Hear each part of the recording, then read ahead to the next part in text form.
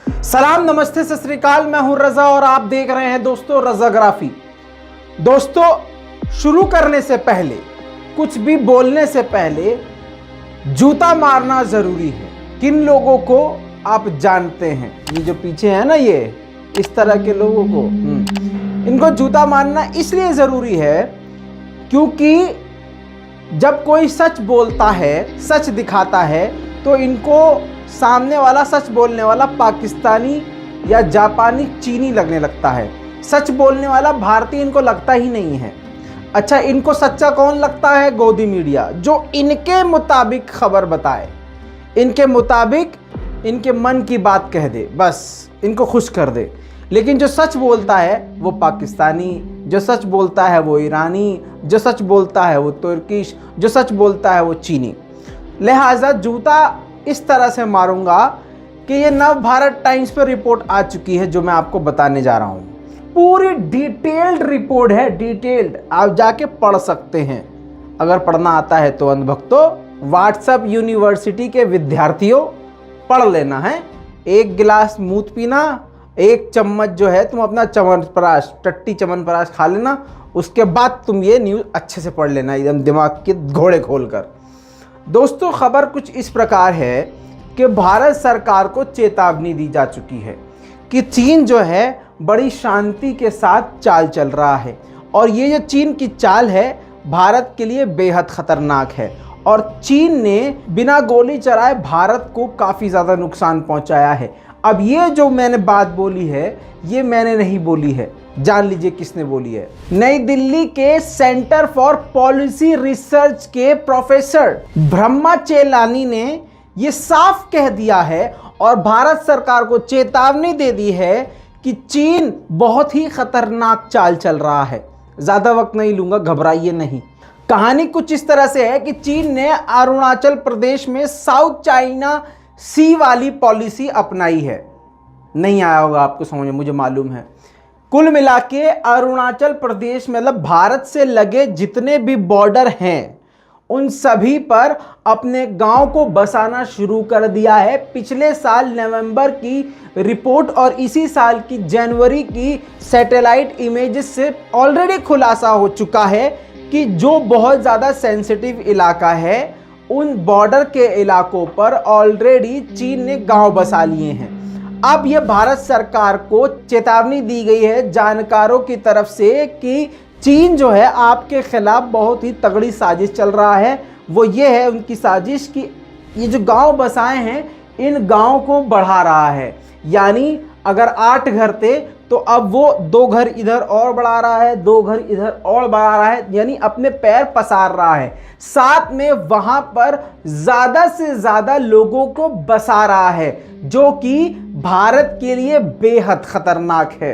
अच्छा, भारत सरकार जो है यानी बीजेपी सरकार जो है आपके सामने आके कहती है कोई घुसा नहीं है, कुछ हुआ नहीं है, लेकिन नव भारत टाइम्स की रिपोर्ट में साफ साफ ये लिखा हुआ है कि भारत सरकार चौकन्ना है, अलर्ट है, और भारत सरकार प्रेशर में है, दबाव में है, क्योंकि अब फिर ऐसी कोई हरकत चीन अगर करता है या उसकी हरकत सामने आती है तो फिर थू थू हो जाएगी भारत की। क्योंकि भारत ने कहा है कि भैया हमने तो खूब डराया है चीन को, चीन डर भी गया है, पीछे हट भी गया है, बला बला बला, वो आप सब सुन ही चुके हैं।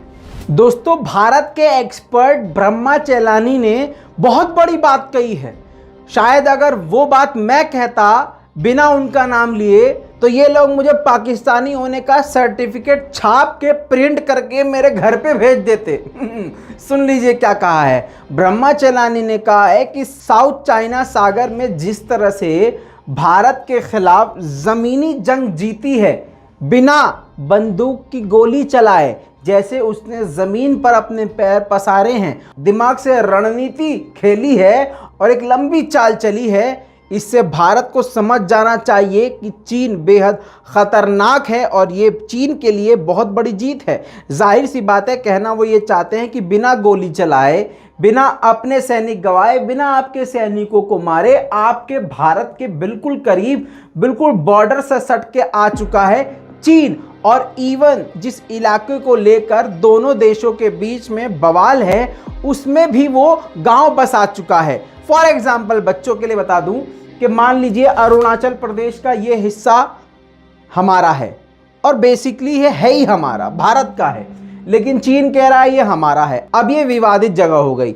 यानी जो जगह दो लोगों के बीच की बहस का मुद्दा बन जाए उसको कहते हैं विवादित जगह। अब ये विवादित जगह मेरी ही है, भारत की ही है, लेकिन क्योंकि इस पे चीन का भी कब्जा है तो अब ये विवादित जगह कहलाएगी। तो अब मैंने यहाँ पर अपने गांव कुछ नहीं बसाया है, ना मैंने अपना गांव ना फैक्ट्री कुछ नहीं बसाया है, ये बॉर्डर का इलाका है। चीन क्या चालाकी कर रहा है, चीन ने शांति से प्यार से धीरे धीरे पीछे से गांव बसाते बसाते इस इलाके में भी गांव बसा दिए हैं। तो अब ऑफिशियली देखा जाए, मैप में देखा जाए या 10 साल बाद 5 साल बाद देखा जाएगा तो लोग यही कहेंगे भाई यहाँ तो चीन बसा हुआ है, ये तो चीन की जमीन है, यहाँ तो चीन के लोग बसे हुए हैं, तो ऑटोमेटिकली ये किसका हो जाएगा, ये चीन का हो जाएगा। तो विवादित जगह खत्म हो जाएगी और ये जगह चीन की हो जाएगी। ये गेम खेल रहा है चीन और ये चीन की सबसे बड़ी चालाकी है, ऐसा मैं नहीं कह रहा हूं, भारत के एक्सपर्ट ने कहा है और भारत सरकार के इस वक्त पसीने छूटे हुए हैं। दोस्तों आपको एक बात बता दूं, अरुणाचल प्रदेश को तिब्बत का हिस्सा मानता है चीन, अरुणाचल प्रदेश को, जबकि अरुणाचल प्रदेश सीधा सीधा क्लियर है भारत का हिस्सा है।